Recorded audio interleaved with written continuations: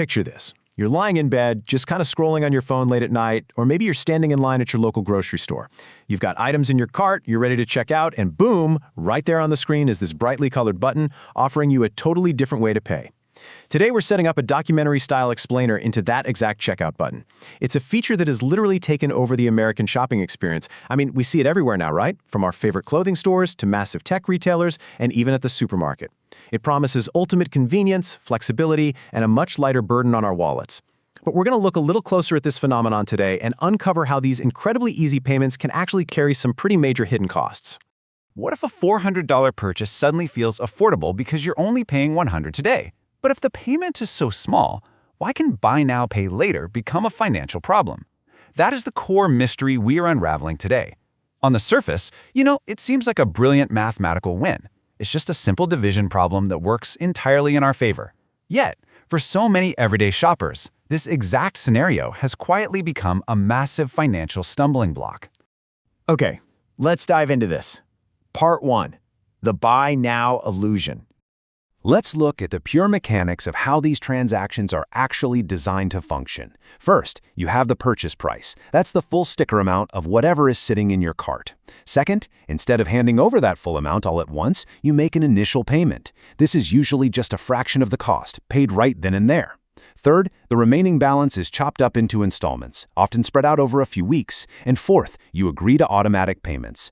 The whole system is perfectly designed so that the money is quietly drafted right out of your checking account on a set schedule. It is incredibly seamless. You get to completely skip the psychological pain of paying a large sum, and honestly, that initial draft barely even registers on your bank statement. So why do we love this so much? Well, the payments are small. Instead of taking a massive hit to your account, it's just a gentle tap. Next up, you get that immediate purchase gratification. You get the item right now, today, not a month from now when you finally saved up for it. Then there's the easy checkout. It is literally just a click or two. But the real magic trick here is a massive psychological concept called perceived affordability. You see, we are wired as humans to focus on the immediate cost, what is physically leaving our pocket today, rather than the aggregate total.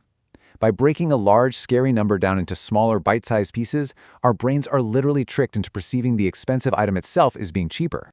Let's move on to part 2, the shopping cart reality. Let's build a realistic, everyday American shopping scenario to see how this works in practice.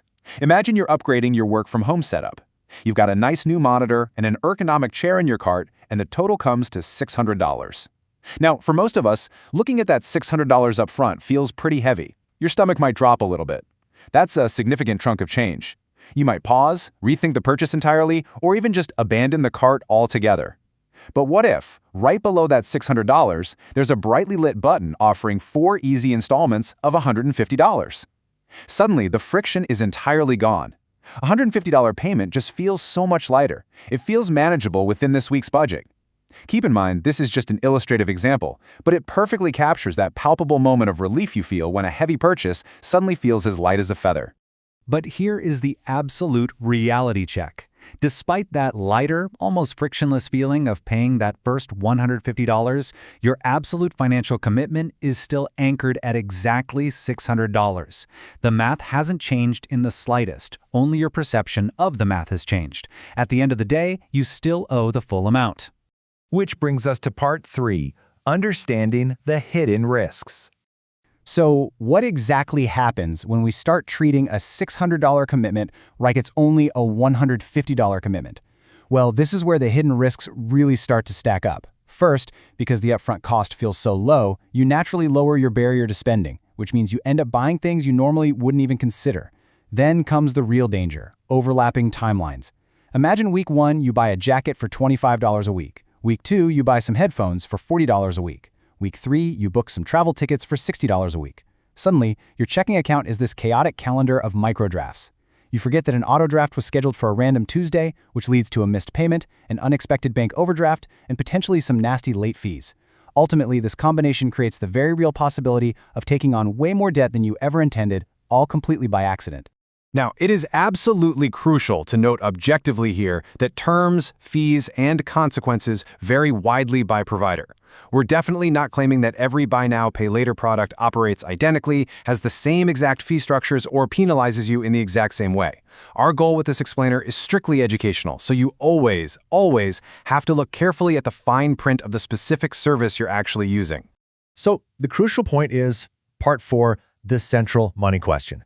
If these checkout buttons are perfectly designed to make us focus only on the small, immediate number, we have to consciously empower ourselves to zoom back out. I want you to remember this exact question the next time you're hovering over that checkout button. Can I afford the entire purchase, or can I only afford this month's payment? This right here is the central lesson of our explainer today. If the honest answer is that you can only afford this month's fraction of the cost, you aren't actually affording the item, you are quite literally simply borrowing from your future self.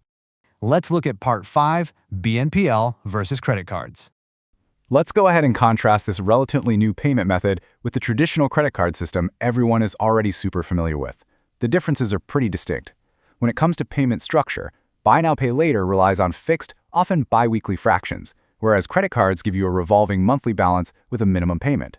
For interest and fees, BNPL often advertises zero interest if paid exactly on time, but they can hit you with late fees. Credit cards, on the other hand, charge compounding interest on any balances you carry over. Now, the credit reporting difference is massive. Traditional credit cards consistently report both positive and negative behavior, which actually helps you build a credit history over time. Many BNPL services, however, don't report your on-time payments to help build your score, but they absolutely might report you if you default. That means you're taking on the risk without the traditional reward. And again, terms vary greatly by specific provider, but understanding these fundamental structural differences is key to protecting yourself. Finally, part 6, budgeting for easy payments. We know these buttons aren't going away anytime soon, so here is an actionable blueprint for responsible usage based on some solid general educational principles. First and foremost, force yourself to understand the total purchase price before you even look at the installment options. Furthermore, read the specific terms so you know exactly what happens if you miss a payment. Once you commit, physically map out that payment schedule in your actual calendar. Aggressively avoid stacking multiple plans at the same time. Try to keep it to one active plan to prevent those accidental overdrafts we talked about. And most importantly, build an absolute firewall around your emergency savings. Never, ever rely on it to cover an installment. Finally, don't use the simple availability of easy payments to justify unnecessary purchases that weren't already in your budget to begin with. As we wrap up this explainer, I want to leave you with this memorable, perspective-shifting thought. The easiest payment isn't always the cheapest decision. Before you ask, can I afford the monthly payment? Ask, can I afford the purchase? The checkout buttons aren't going anywhere, so the next time you see one, ask yourself, who is really in control of your cart, you or the algorithm? Subscribe to Anurag Global for simple explanations of how money works in America.